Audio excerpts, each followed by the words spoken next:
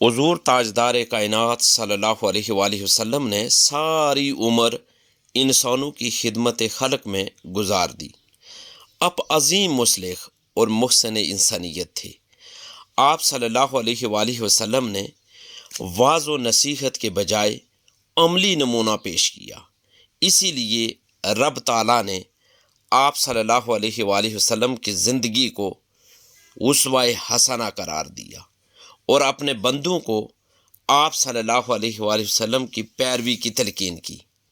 ارشاد نبوی ہے، مسلمان کا بھائی ہے، نہ اس پر ظلم کرتا ہے اور نہ اسے ظالم کے حوالے کرتا ہے۔ جو آدمی اپنے بھائی کی حاجت روائی کرے گا تو اللہ اس کی حاجت پوری کرے گا، اور جس نے کسی مسلمان کی ایک تکلیف کو دور کیا، اللہ تعالیٰ قیامت کے روز اس کی مشکلات میں سے ایک مشکل دور کر دے گا۔ تو ایمان والوں کو آپس کی رحمت و محبت میں ایک جسم کی مانند دیکھے گا۔ جب کسی عضو کو تکلیف پہنچتی ہے تو تمام بدن کے اعضاء بیماری اور بخار میں مبتلا ہو جاتے ہیں۔ ایک اور مقام پر ارشاد فرمایا، بیوہ اور غریب کے لیے دوڑ دھوپ کرنے والا خدا کی راہ کے مجاہد کی طرح ہے، اور اس کے برابر جو دن بھر روزہ رکھتا ہے اور رات بھر نماز پڑھتا ہے، یہ اس کے برابر ہے۔ ایک اور مقام پر ارشاد فرمایا، تم میں سے کوئی شخص اس وقت تک مومن نہیں ہو سکتا جب تک وہ اپنے بھائی کے لیے وہ نیکی وہ بلائی نہ چاہے جو اپنے لیے چاہتا ہے۔ حضور نبی کریم صلی اللہ علیہ وآلہ وسلم نے ارشاد فرمایا کہ اللہ تعالیٰ اس وقت تک اپنے بندے کی مدد میں رہتا ہے جب تک بندہ اپنے بھائی کی مدد میں لگا رہتا ہے۔ ایک اور مقام پر حضرت انس رضی اللہ تعالیٰ عنہ سے روایت ہے کہ رسول اللہ صلی اللہ علیہ وآلہ وسلم نے فرمایا، جو شخص میری امت میں سے کسی شخص کی دنیاوی و دینی حاجت پوری کرے تو اس کا منشا اسے خوش کرنا ہو تو اس نے مجھ کو خوش کیا، اور جس نے مجھے خوش کیا اللہ نے اس کو جنت میں داخل کرنے کا وعدہ کر لیا۔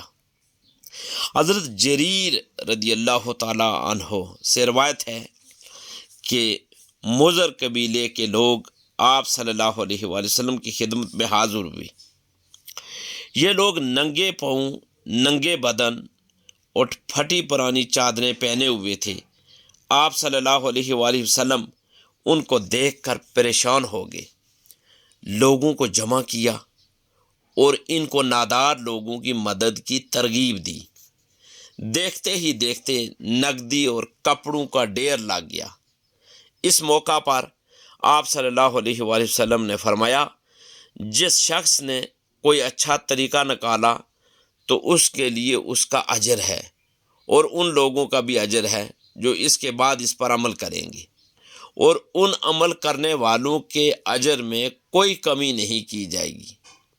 اور جس شخص نے کوئی برا طریقہ نکالا یا رائج کیا تو اس پر اس کا گناہ ہوگا، اور ان لوگوں کا بھی گناہ ہوگا جو اس کے بعد اس پر عمل کریں گے، اور ان کے گناہوں میں سے کچھ بھی کمی نہیں کی جائے گی۔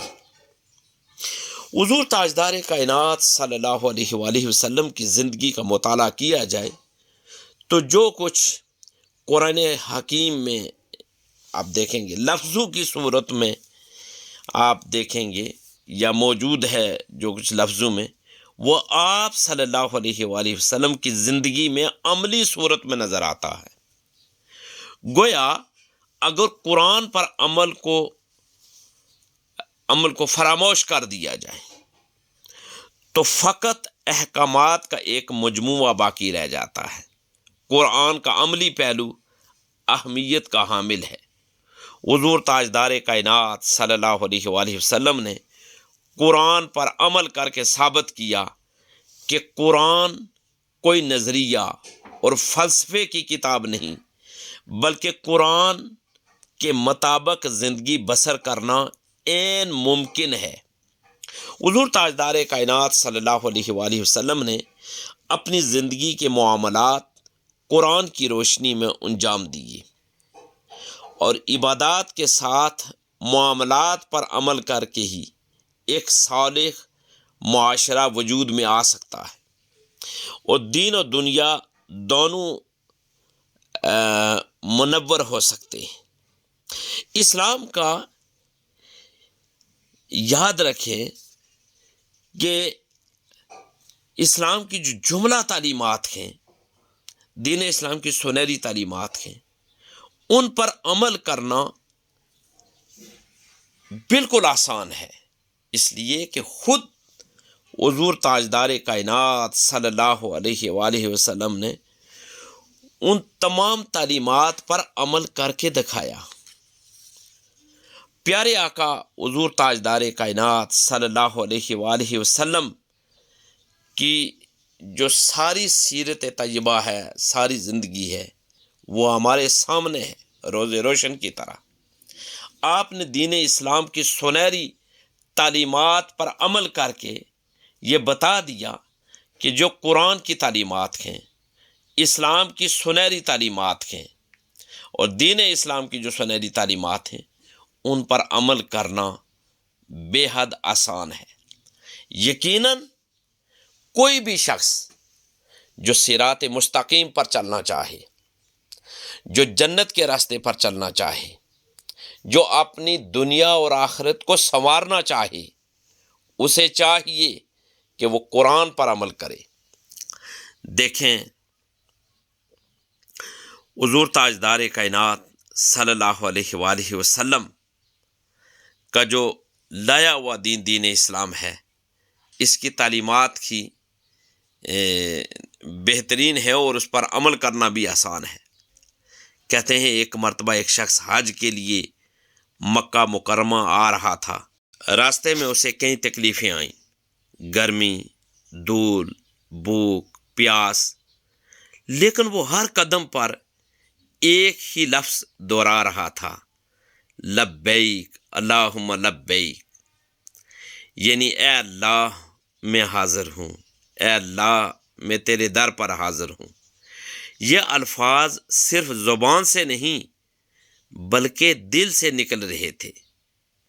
جب وہ مکہ پہنچا تو بیت اللہ کو دیکھ کر بے اختیار رونے لگا۔ وہ طواف کر رہا تھا لیکن تھکن سے چور تھا، بال بکھرے ہوئے، جسم پر گرد و غبار، آنکھوں سے آنسو رواں تھے، لیکن زبان پر وہی محبت برے الفاظ، لبیک اللہم لبیک۔ اسی دوران رسول اللہ صلی اللہ علیہ وآلہ وسلم کے صحابہ میں سے کسی نے اس شخص کو دیکھا اور رسول اللہ صلی اللہ علیہ وآلہ وسلم سے عرض کی، یا رسول اللہ صلی اللہ علیہ وآلہ وسلم، یہ شخص دیکھیں حج کے لیے بہت دور سے آیا ہے، سخت حالت میں ہے، لیکن مسلسل لبیک کہہ رہا ہے۔ حضور نبی کریم صلی اللہ علیہ وآلہ وسلم نے یہ سن کر فرمایا، جب کوئی بندہ لبیک کہتا ہے تو اس کی آواز کے ساتھ ساتھ دائیں بائیں جو پہاڑ ہیں، درخت ہیں، مٹی کے ذرات ہیں، سب اس کے ساتھ لبیک لبیک لبیک کہتے ہیں، یہاں تک کہ زمین کے کنارے تک آواز پہنچتی ہے۔ یہ صحیح مسلم کی حدیث پاک ہے۔ حضور تاجدار کائنات صلی اللہ علیہ وآلہ وسلم نے پھر فرمایا، اللہ تعالیٰ اس بندے پر فخر فرماتا ہے، فرشتوں سے کہتا ہے، دیکھو میرا بندہ میری در پر آیا ہے، اس حال میں کہ وہ بکھرا ہوا ہے، گرد آلود ہے، لیکن صرف میری رضا کے لیے آیا ہے، میں نے اسے معاف کر دیا۔ اس واقعہ سے سبق یہ ملا کہ یہ شخص نہ کوئی لمبی دعا کر سکا، نہ زیادہ عبادات کر سکا، لیکن صرف اخلاص یعنی دل کی سچائی کے ساتھ لبیک اللہم لبیک کہنے پر اللہ اس سے راضی ہو گیا۔ یاد رکھیں، اگر ہم بھی صرف 2 سیکنڈ اخلاص کے ساتھ لبیک اللہم لبیک کہہ دیں، یعنی اللہ تبارک و تعالیٰ کو خلوص دل کے ساتھ پکاریں، دل کی سچائی کے ساتھ اپنے رب کو، اپنے پروردگار کو، اپنے خالق کو، اپنے مالک کو، اپنے رازق کو پکاریں، تو 2 سیکنڈ میں ہم اپنے رب کو راضی کر سکتے ہیں۔ ممکن ہے اللہ ہمیں بھی اسی طرح معاف کر دے جیسے اس بندے کو کہا۔ یاد رکھیں کہ اگر ہم اپنے رب کو راضی کرنا چاہتے ہیں، صرف 2 سیکنڈ میں خلوص دل کے ساتھ اپنے آپ کو اس کے حضور پیش کر دیں۔ اگر اس سے پہلے کوتاہیاں ہو گئی ہیں، زندگی میں غلطیاں ہیں، کچھ گناہ ہیں، تو ان کی بخشش کے لیے بھی اللہ کے حضور پیش ہو جائیں۔ آئندہ گناہ اور غلطیاں نہ کرنے کا عزم لے کر اتریں اور اپنے آپ کو رب کے سامنے کھڑا کر دیں، اور پھر اس کی بارگاہ میں کہیں کہ اے اللہ میں حاضر ہوں، مجھ سے اس سے پہلے کوتاہیاں بھی ہوئی ہوں گی، غلطیاں بھی ہوں گی، لیکن مولا تو غفور الرحیم ہے، تو کریم ذات ہے، تو اپنا کرم فرما، تو میرے گناہوں کو بخش دے، میری غلطیوں کو، میری خطاؤں کو، میری لغزشوں کو معاف فرما، اس لیے کہ تو غفور الرحیم ہے اور میں عاجز اور مسکین بندہ ہوں۔ اگر خلوص دل کے ساتھ، اخلاص کے ساتھ اللہ کی بارگاہ میں حاضر ہو کر ہم یہ کر دیں تو اللہ تبارک و تعالی، امید ہے کہ اللہ تبارک و تعالی راضی ہو جائیں گے۔ آئندہ گناہ اور غلطی اور کوئی کوتاہی نہ کرنے کا عزم لے کر اگر ہم اللہ کی بارگاہ میں حاضری پیش کریں تو اللہ تبارک و تعالی کریم ذات ہے، وہ اپنے پیارے حبیب حضور تاجدار کائنات صلی اللہ علیہ وآلہ وسلم کے صدقے ضرور کرم فرمانے والے۔ اللہ تبارک و تعالیٰ کی بارگاہ میں دعا کرتا ہوں کہ اللہ تبارک و تعالیٰ ہمیں زیادہ سے زیادہ علم دین اور دین اسلام کی سنہری تعلیمات اور حضور تاجدار کائنات صلی اللہ علیہ وآلہ وسلم کی احادیث اور سنتوں کو جاننے، سمجھنے اور ان پر عمل پیرا ہونے کی توفیق اور ہمت عطا فرمائے۔ دین کی بات پھیلانا صدقہ جاریہ ہے، ثواب کی نیت سے ویڈیو کو شیئر ضرور کیجیے۔ جزاک اللہ۔